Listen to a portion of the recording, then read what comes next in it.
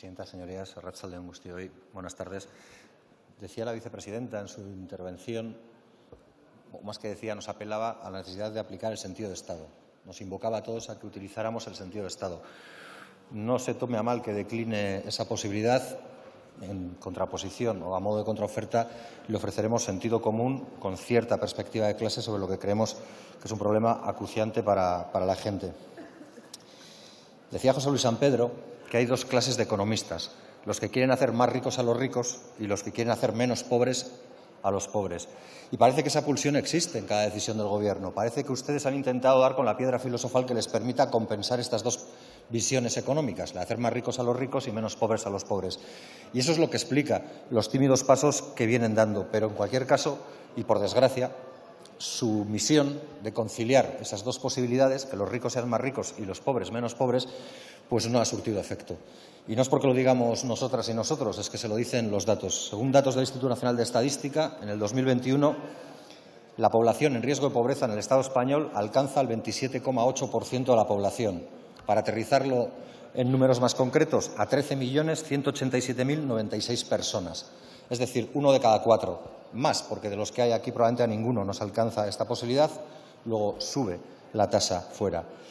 Pero hay más. El propio Instituto Nacional de Estadística también dice que la carencia material y social severa alcanza ya al 8,3% de la población del Estado español. 3.937.154 personas. Entre los indicadores para determinar quién está en esa situación de carencia material y social severa está, por ejemplo, el de la temperatura del hogar. Y mientras eso pasa, mientras esta realidad dura nos azota, lo que nos encontramos es con que los ricos tienen cada vez más dinero. Con que las tres grandes eléctricas, entre las 7 del IBEX 35 que más ganan en 2022. Es decir, 3 de las grandes eléctricas están entre las 7 empresas del IBEX 35 que más ganan en 2022. Tienen un beneficio operativo de 31.500 millones de euros.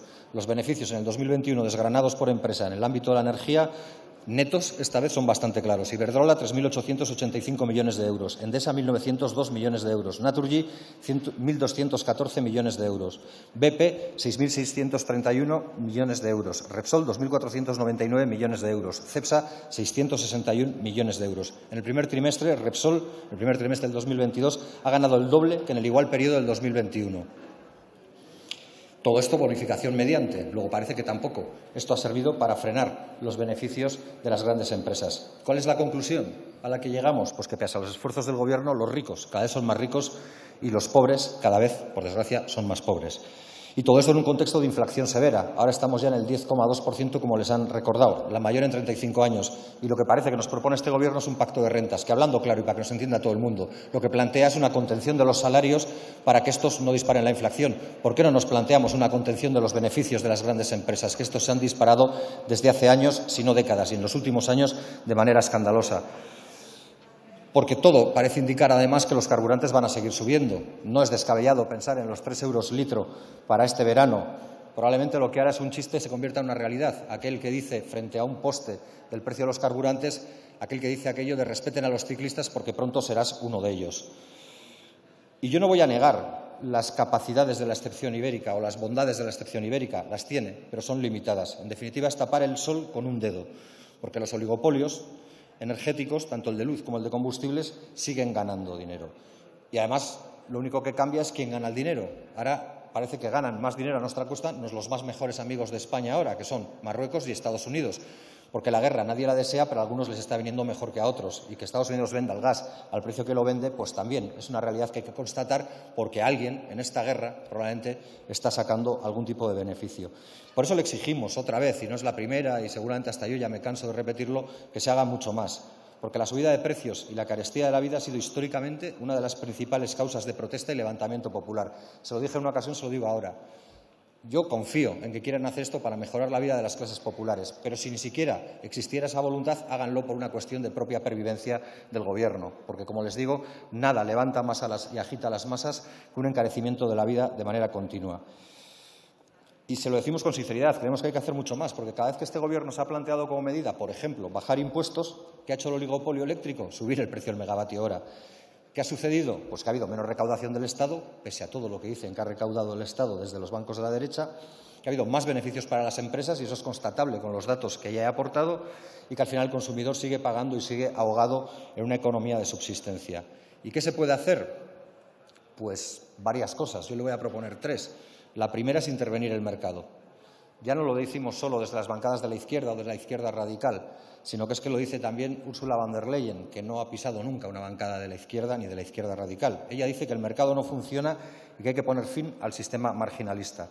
Hagámoslo. No hay más que comparar lo que valía la gasolina, por ejemplo, el 7 de enero del 2021 y lo que vale el 12 de junio del 2022 para comprobar que la escalada de precios en los carburantes se estaba dando ya antes incluso de la guerra. Que no digo que la guerra no lo haya agravado, pero que en cualquier caso no lo ha provocado, sino que se ha visto atravesado por una realidad que ya era alcista.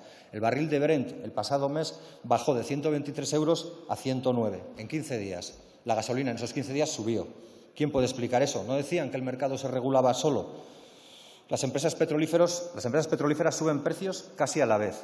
Las eléctricas casi tarifican de la misma manera y los bancos casi aplican las mismas comisiones.